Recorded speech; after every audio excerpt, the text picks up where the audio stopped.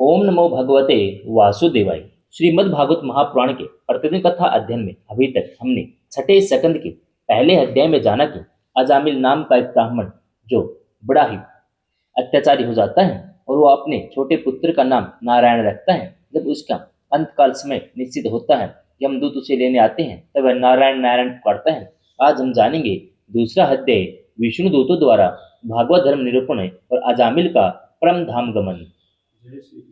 श्री सुखदेव जी कहते हैं, परीक्षित, भगवान के नीति निपुण और धर्म का मर्म जानने वाले पार्षदों ने यमदूतों का यह अभिभाषण सुनकर उनसे इस प्रकार कहा।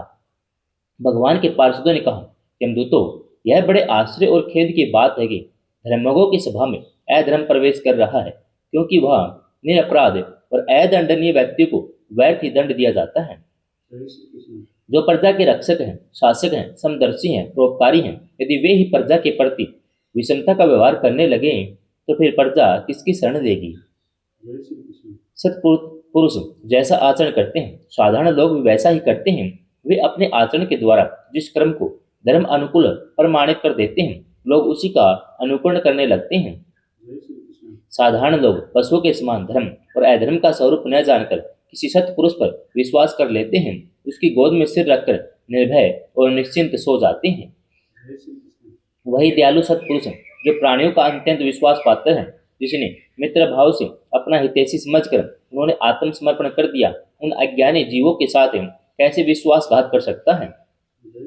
यमदूतों, इसने कोटि कोटि जन्मों की पाप राशि का पूरा पूरा प्रायश्चित कर लिया है, क्योंकि इसने विवश होकर ही से भगवान के परम कल्याण में मोक्षप्रद नाम का उच्चारण तो किया है। जिसमें इसने नारायण इन 4 अक्षरों का उच्चारण किया, उसी में केवल उतने से ही इस पापी के समस्त पापों का प्रायश्चित हो गया।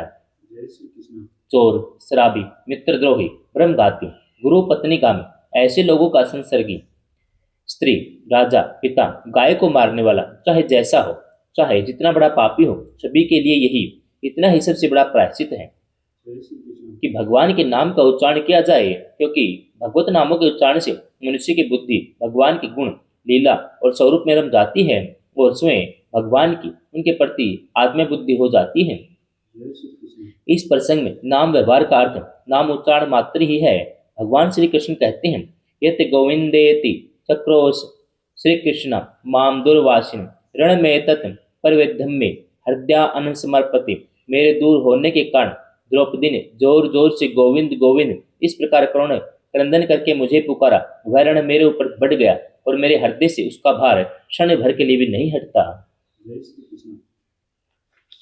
बड़े बड़े ब्रह्मवादी ऋषियों ने पापों के बहुत से प्रायश्चित कृच, चंद्रायण आदि व्रत बतलाए हैं, परंतु उन प्रायश्चितों से पापों की वैसी जड़ से शुद्धि नहीं होती जैसी भगवान के नामों का उनसे गुम्फित पदों का उच्चारण करने से होती है। नाम पदे कहने का अभिप्राय है कि भगवान का केवल नाम राम राम, कृष्ण कृष्ण, हरि हरि, नारायण नारायण अंतःकरण की शुद्धि के लिए है, पापों की निवृत्ति के लिए पर्याप्त है। नमः नमामि इत्यादि क्रिया जोड़ने से कोई आवश्यकता नहीं है। नाम के साथ बहुवचन का प्रयोग भगवान के बहुत से नाम हैं, किसी का भी संकीर्तन कर लें, इस अभिप्राय से है। एक व्यक्ति सब नामों का उच्चारण करे, इस अभिप्राय से नहीं, क्योंकि भगवान के नाम अनंत हैं, सब नामों का उच्चारण संभव ही नहीं है। तात्पर्य यह है कि भगवान के एक नाम का उच्चारण करने मात्र से सब पापों की निवृत्ति हो जाती है। पूर्ण विश्वास न होने के कारण नाम उच्चारण के पश्चात भी पाप करने के कारण उसका अनुभव नहीं होता, क्योंकि वे नाम पवित्र कृत्य भगवान के गुणों का गान कराने वाले हैं। यद्यपि यदि प्रायश्चित करने के बाद भी मन फिर से कुमार्ग पाप की ओर दौड़े तो वह चरम सीमा का पूरा पूरा प्रायश्चित नहीं है। इसलिए जो लोग ऐसा प्रायश्चित करना चाहें जिससे पाप कर्मों और वासनाओं की जड़ ही उखड़ जाए, उन्हें भगवान के गुणों का गान करना चाहिए, क्योंकि उससे चित्त सर्वथा शुद्ध हो जाता है।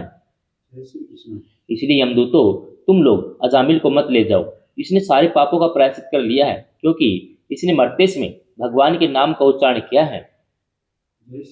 पाप की निवृत्ति के लिए भगवत नाम का एक अंश ही पर्याप्त है। जैसे राम का रा, इसने तो संपूर्ण नाम का उच्चारण कर लिया। मरते समय का अर्थ ठीक मरने का क्षण ही नहीं है, क्योंकि मरने के क्षण जैसे कृंच, चांद्रायण आदि करने के लिए विधि नहीं हो सकती, वैसे नाम उच्चारण की भी नहीं है। इसलिए म्रियमान शब्द का यह अभिप्राय है कि अब आगे इससे कोई पाप होने की संभावना नहीं है। बड़े बड़े महात्मा पुरुष यह बात जानते हैं कि संकेत में किसी दूसरे अभिप्राय से, परिहास में, तान अलापने में अथवा किसी की अवहेलना करने में यदि कोई भगवान के नामों का उच्चारण करता है तो उसके सारे पाप नष्ट हो जाते हैं।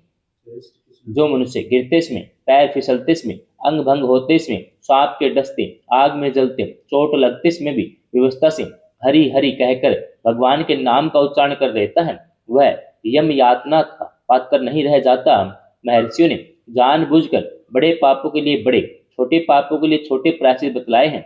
इसमें संदेह नहीं है कि उन तपस्या, दान, जप आदि प्रायश्चितों के द्वारा वे पाप नष्ट हो जाते हैं, परंतु उन पापों से मलिन हुआ उसका हृदय शुद्ध नहीं होता। भगवान के चरणों की सेवा से वह भी शुद्ध हो जाता है। यमदूतों जैसे जान या अनजान में ईंधन से अग्नि का स्पर्श हो जाए तो वह भस्म हो ही जाता है, वैसे ही जानबूझकर या अनजान में भगवान के नामों का स्मरण हो जाए, संकीर्तन करने से मनुष्य के सारे पाप भस्म हो जाते हैं। जैसे कोई परम शक्तिशाली अमृत को उसका गुण न जानकर अनजान में पी ले तो वह अवश्य ही पीने वाले को अमर बना देता है, वैसे ही अनजान में उच्चारण करने पर भगवान का नाम अपना फल देकर ही रहता है। वस्तु शक्ति श्रद्धा की अपेक्षा नहीं करती। वस्तु की स्वाभाविक शक्ति इस बात की प्रतीक्षा नहीं करती कि वह मुझ पर श्रद्धा रखता है या नहीं। जैसे अग्नि या अमृत, हरि हरति पापानि दुष्ट चित्तरपि समृतं अनिच्छायापि संसपृष्टो दह्यत्व इव ही पावकः। दुष्ट चित्त मनुष्य के द्वारा श्रवण किए जाने पर भी भगवान श्री हरि पापों को हर लेते हैं। अनजान में या अनिच्छा से स्पर्श करने पर भी अग्नि जलाती ही है। भगवान के नाम का उच्चारण केवल पापों को ही निवृत्त करता है, इसका और कोई फल नहीं है। यह धारणा भ्रमपूर्ण है, क्योंकि शास्त्र में कहा है, संकद उच्चीरतम येन हरिते अक्षर द्रव्यम बद्धः परिकर्षतेन मोक्षाय गमनम प्रति। जिसने हरि ये दो अक्षर एक बार भी उच्चारण कर लिए, उसने मोक्ष प्राप्त करने के लिए परिकर बांध लिया, फेंट कस ली। इस वचन से यह सिद्ध होता है कि भगवत नाम मोक्ष का साधन है। मोक्ष के साथ ही साथ यह धर्म, अर्थ, काम का भी साधन है, क्योंकि ऐसे अनेक प्रमाण मिलते हैं जिनसे त्रिवर्ग सिद्धि का भी नाम ही कारण बतलाया गया है। न गंगा न गया, सेतुर न काशी, न च पुष्करम, जीवा अग्रे वर्तते यस्य हरिते अक्षरद्रव्यम ऋग्वेदोऽथ यजुर्वेद सामवेदो अर्थवर्ण अधीतास्तेन येन उक्तम हरिते अक्षरद्रव्यम। अश्वमेध आदि यज्ञ न रपेधि स दक्षिण यजितम ते येन उक्तम हरिते अक्षरद्रव्यम प्राण प्रयाण पाथ्यम संसार व्याधि भेषजम दुख कलेश प्रेत्राणम हरिते अक्षरद्रव्यम। जिसकी जीवा के नोक पर हरि ये दो अक्षर बसते हैं, उसे गंगा, गया, सेतुबंध, काशी, पुष्कर की कोई आवश्यकता नहीं, अर्थात उसकी यात्रा, स्नान आदि का फल भगवत नाम से मिल जाता है। जिसने हरि इन दो अक्षरों का उच्चारण कर लिया, उसने ऋग्वेद, यजुर्वेद, सामवेद, अथर्ववेद का अध्ययन कर लिया। जिसने हरि ये दो अक्षर उच्चारण किए, उसने दक्षिणा के सहित अश्वमेध आदि यज्ञों के द्वारा यजन कर लिया। हरि ये दो अक्षर मृत्यु के पश्चात परलोक के मार्ग में प्रयाण करने वाले प्राणों के लिए पाथ है, मार्ग के लिए भोजन की सामग्री है, संसार रूप रोगों के लिए सिद्ध औषध है, जीवन के दुख और क्लेशों के लिए परित्राण है। इन वचनों से यह सिद्ध होता है कि भगवत नाम अर्थ, धर्म, काम इन तीन वर्गों का भी साधक है। यह बात हरि, नारायण आदि कुछ विशेष नामों के संबंध में नहीं है, प्रत्युत सभी नामों के संबंध में है, क्योंकि स्थान स्थान पर यह बात सामान्य रूप से कही गई है कि अनंत के नाम, विष्णु के नाम, हरि के नाम इत्यादि भगवान के नाम सभी नामों में एक ही शक्ति है। नाम संकीर्तन आदि में वर्ण आश्रम का नियम नहीं है। ब्राह्मणया क्षत्रिया वैश्या स्त्रिया शूद्र अन्ते जाति यत्र तत्र कुर्वन्ति विष्णुर्नाम अनुकीर्तनम सर्व पाप विनम मुक्ति स्ते अपि यान्ति सनातनम। ब्राह्मण, क्षत्रिय, वैश्य, क्षत्रिय, शूद्र, अंतेज आदि जहाँ तहाँ विष्णु भगवान के नाम का अनुकीर्तन करते रहते हैं, वे भी समस्त पापों से मुक्त होकर सनातन परमात्मा को प्राप्त होते हैं। नाम संकीर्तन में देश काल आदि के नियम भी नहीं है, न देश काल नियम है। शौच अशौच वे निर्णय परम संकीर्तन नादेव राम रामेति मुच्यते न देश नियमो राजन अन काल नियमस्तथा विधते न अत्र संदेहो विष्णुर्नाम अनुकीर्तने काल अस्ति यज्ञे दाने वा स्नाने कालो अस्ति सजपे विष्णु संकीर्तने कालो न अस्ति अत्यत्र पृथ्वीपते कंछत तिष्ठे सुनो आपि विभन पुंजस्तथा श्री कृष्ण कृष्णेति संकीर्ति मुच्यते पाप कंचुकातिम अपवित्रो पवित्रा वा सर्वथा सर्वथा गतो अपि वा यह समरेंत पुंडरे काक्ष सह ब्रह्मा अंतरम शुचि देश काल का नियम नहीं है। सोच असोच आदि का निर्णय करने की भी आवश्यकता नहीं है। केवल राम राम है संकीर्तन करने मात्र से जीव मुक्त हो जाता है। भगवान के नाम का संकीर्तन करने में न देश का नियम है न काल का, इसमें कोई संदेह नहीं। राजन, यज्ञ, दान, तीर्थ स्थान अथवा विधि पूर्वक जप के लिए शुद्ध काल की अपेक्षा है, परंतु भगवत नाम के इस संकीर्तन में काल शुद्धि की कोई आवश्यकता नहीं है। चलते फिरते, खड़े रहते, सोते, खाते पीते, जप करते हुए कृष्ण कृष्ण ऐसा संकीर्तन करने से मनुष्य पाप के कैंचुल से छूट जाता है। अपवित्र हो या पवित्र, सभी अवस्थाओं में, चाहे किसी भी अवस्था में जो कमल नयन भगवान का स्मरण करता है वह बाहर भीतर दोनों से पवित्र हो जाता है। कृष्णेति मंगलम नाम यस्य वाचि परवर्तते भस्मे भवन्ति सदस्तु महापातकोटे सर्वेस्म अपि यज्ञानां लक्षणानि वृतानि च तीर्थस्थानानि सर्वाणि तपासस्य स्नानि च वेद पाठ सहस्राणि प्रदक्षिणायां भुव शतम् श्री कृष्ण नाम जपस्यास्य कलाम नरहन्ति षोडशिवम्। जिसकी जीवा पर कृष्ण कृष्ण कृष्ण यह मंगलमय नाम नृत्य करता रहता है, उसकी कोटि कोटि महापातक राशि तत्काल भस्म हो जाती है। सारे यज्ञ, लाखों व्रत, सर्व तीर्थ स्नान, तप, अनेकों उपवास, हजारों वेद पाठ, पृथ्वी की सैकड़ों प्रदक्षिणा श्री कृष्ण नाम के जप के 16वें हिस्से के बराबर भी नहीं हो सकती। भगवत नाम के कीर्तन में तो यही फल हो सो बात नहीं, उसके श्रवण और समण में भी वही फल है। दसम स्कंद के अंत में कहेंगे, जिनके नाम का समण और उच्चारण अमंगल है। शिव गीता और पद्म पुराण में कहा है, आश्रय वा भय शोकि स्ते वा मम नाम यह वया जैन वा समृदस्तु यह सहयाति परमागति पर्याणे च ये नाम समृता निर्णाम सधो नास्ति पापोपधौ नमस्समि चिदात्मने। भगवान कहते हैं कि आश्रय, भय, शोक, शत, चोट लगने आदि के अवसर पर जो मेरा नाम बोल उठता है या किसी व्याज से समरण करता है वह परम गति को प्राप्त होता है। मृत्यु या जीवन, चाहे जब कभी भगवान का नाम स्मरण करने वाले मनुष्यों की पाप राशि तत्काल नष्ट हो जाती है। उन्हें सिद्ध आत्मा प्रभु को नमस्कार है।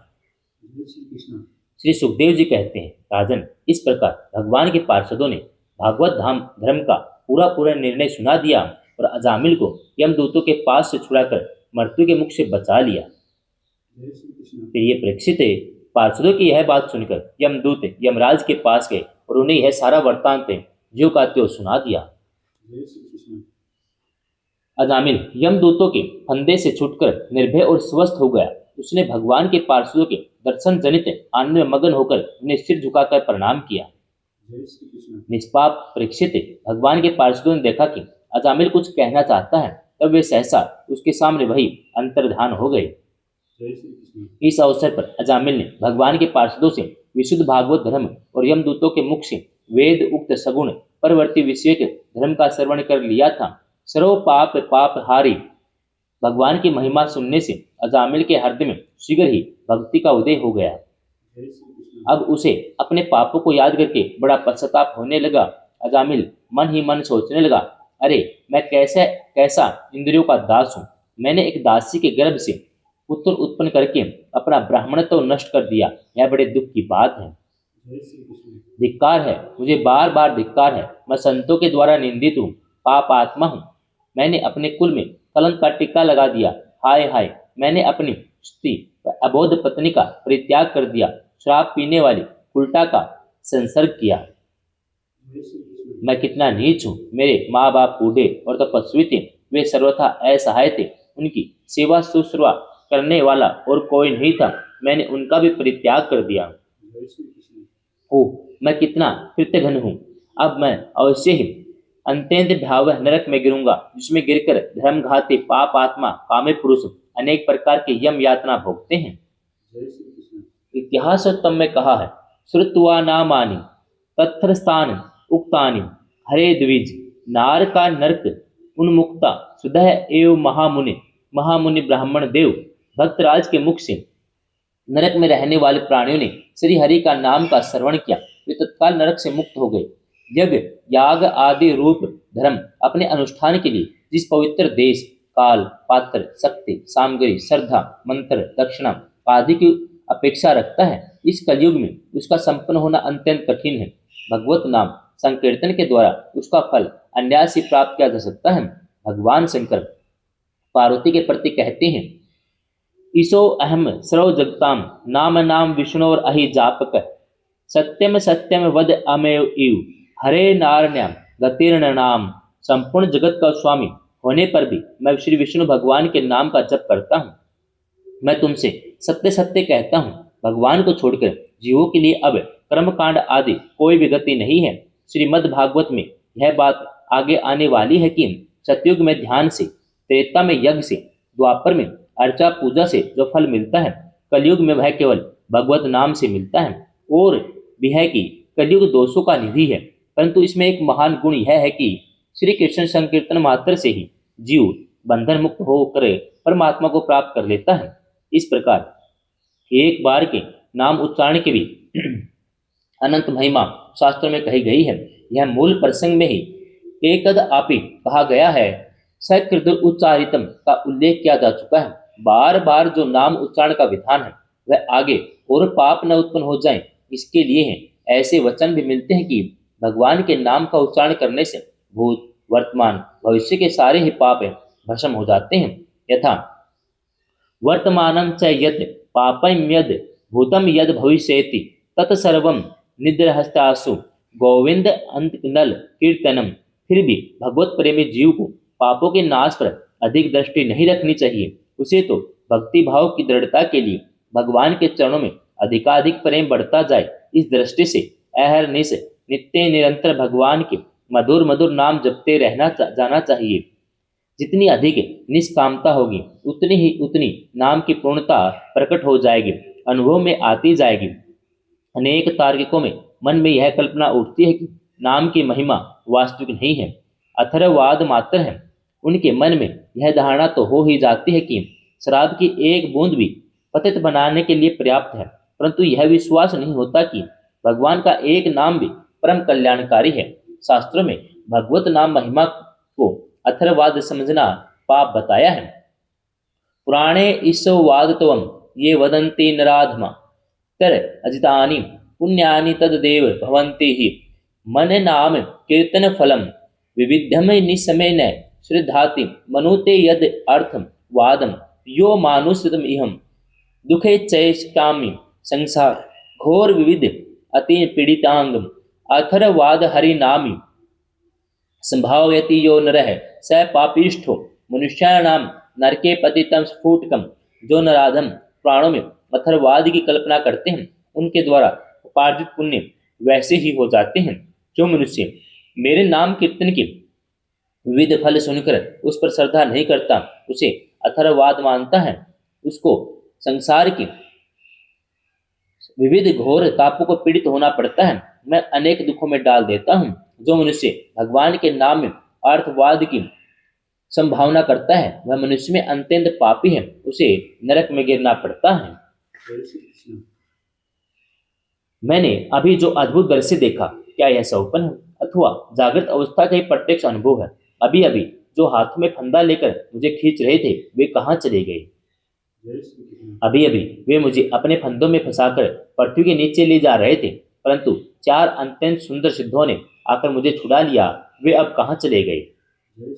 यद्यपि इस जन्म का महापापी हूँ, फिर भी मैंने पूर्व जन्मों में अवश्य शुभ कर्म किए होंगे, तभी तो मुझे इन श्रेष्ठ देवताओं के दर्शन हुए। उनकी स्मृति से मेरा हृदय अब भी आनंद से भर रहा है। मैं उल्टागामी अत्यंत अपवित्र हूँ। यदि पूर्व जन्म में मैंने पुण्य न किए होते तो मरने के समय मेरे जीव भगवान के मनोमोह के नाम का उच्चारण कैसे कर पाते? कहाँ मैं महाकपटी, पापी, निर्लज और ब्रह्म तेज को नष्ट करने वाला, और कहाँ भगवान का वह परम मंगलमय नारायण नाम। सचमुच मैं तो कृतार्थ हो गया। जय श्री कृष्ण। अब मैं अपने मन, इंद्रिय, प्राणों को वश में करके ऐसा प्रयत्न करूंगा कि फिर अपने को घोर अंधकारमय नरक में न डालूं। अज्ञानवश मैंने अपने को शरीर समझकर उसके लिए बड़ी बड़ी कामनाएं की, उनकी पूर्ति के लिए अनेकों कर्म की, उन्हीं का फल है यह बंधन। अब मैं इसे काटकर समस्त प्राणियों का हित करूंगा, वासनाओं को शांत कर दूंगा, सबसे मित्रता का व्यवहार करूंगा, दुखियों पर दया करूंगा, पूरे संयम के साथ रहूंगा। जय श्री कृष्ण। भगवान की माया ने स्त्री का रूप धारण करके मुझ अदम को फांस लिया और क्रीड़ा मृग की भांति मुझे बहुत नाच नचाया। अब मैं अपने आप को उस माया से मुक्त करूंगा। मैंने सत्य वस्तु परमात्मा को पहचान लिया है, अतः अब मैं शरीर आदि में मैं मेरे का भाव छोड़कर भगवत नाम के कीर्तन आदि से अपने मन को शुद्ध करूंगा और उसे भगवान में लगाऊंगा। जय श्री कृष्ण। श्री सुखदेव जी कहते हैं, परीक्षित, उन भगवान के पार्षद महात्माओं का केवल थोड़ी ही देर के लिए सत्संग हुआ था। इतने में ही अजामिल के चित्त में संसार के प्रति तीव्र वैराग्य हो गया। वे सबके संबंध और मोह को छोड़कर हरिद्वार चले गए। उस देश स्थान में जाकर वे भगवान के मंदिर में आसन में बैठ गए और उन्होंने योग मार्ग का आश्रय लेकर अपनी सारी इंद्रियों को विषय से हटाकर मन में लीन कर लिया और मन को बुद्धि में मिला दिया। जय श्री कृष्ण। इसके बाद आत्मचिंतन के द्वारा उन्होंने बुद्धि को विषय से पृथक कर लिया और भगवान के धाम अनुभव स्वरूप परब्रह्म में जोड़ स्वरूप में स्थित हो गई। तब उन्होंने देखा कि उनके सामने ही वे चारों पार्षद जिन्हें उन्होंने पहले देखा था खड़े हैं। अजामिल ने सिर झुकाकर उन्हें नमस्कार किया। जय श्री कृष्ण। उनका दर्शन पाने के लिए उन्होंने उस तीर्थ स्थान में गंगा के तट पर अपना शरीर त्याग दिया और तत्काल भगवान के पार्षदों का स्वरूप प्राप्त कर लिया। अजामिल भगवान के पार्षदों के साथ संवर्णमय विमान पर आरूढ़ होकर आकाश मार्ग से भगवान लक्ष्मीपति के निवास स्थान वैकुंठ को चले गए। जय श्री कृष्ण। परीक्षित, अजामिल ने दासी का सहवास करके सारा धर्म कर्म चौपट कर दिया था। वे अपने निंदित कर्म के कारण पतित हो गए थे। नियमों से च्युत हो जाने के कारण उन्हें नरक में गिराया जा रहा था, परंतु भगवान के एक नाम का उच्चारण करने मात्र से वे उसे तत्काल मुक्त हो गए। जय श्री कृष्ण। जो लोग इस संसार बंधन से मुक्त होना चाहते हैं, उनके लिए अपने चरणों के स्पर्श से तीर्थों को भी तीर्थ बनाने वाले भगवान के नाम से बढ़कर कोई साधन नहीं है, क्योंकि नाम का आश्रय लेने से मनुष्य का मन फिर कर्म के पचड़ों में नहीं पड़ता। भगवत नाम के अतिरिक्त किसी प्रायश्चित का आश्रय लेने पर मन रजोगुण तमोगुण से ही ग्रस्त रहता है तथा पापों का पूरा पूरा नाश भी नहीं होता। जय श्री कृष्ण। परीक्षित, यह इतिहास अत्यंत गोपनीय और समस्त पापों का नाश करने वाला है। जो पुरुष श्रद्धा और भक्ति के साथ इसका श्रवण कीर्तन करता है वह नरक में नहीं जाता। यमराज के दूत तो आंख उठाकर भी उसकी ओर देख तक नहीं सकते। उस पुरुष का जीवन चाहे पापमय ही क्यों न हो, वैकुंठ लोक में उसकी पूजा होती है। जय श्री कृष्ण। परीक्षित, देखो, अजामिल जैसे पापी ने मृत्यु के समय पुत्र के बहाने भगवान के नाम का उच्चारण किया, उसे भी वैकुंठ की प्राप्ति हो गई। फिर जो लोग श्रद्धा के साथ भगवत नाम का उच्चारण करते हैं, उनकी तो बात ही क्या है। जय श्री कृष्ण। दूसरा अध्याय समाप्त।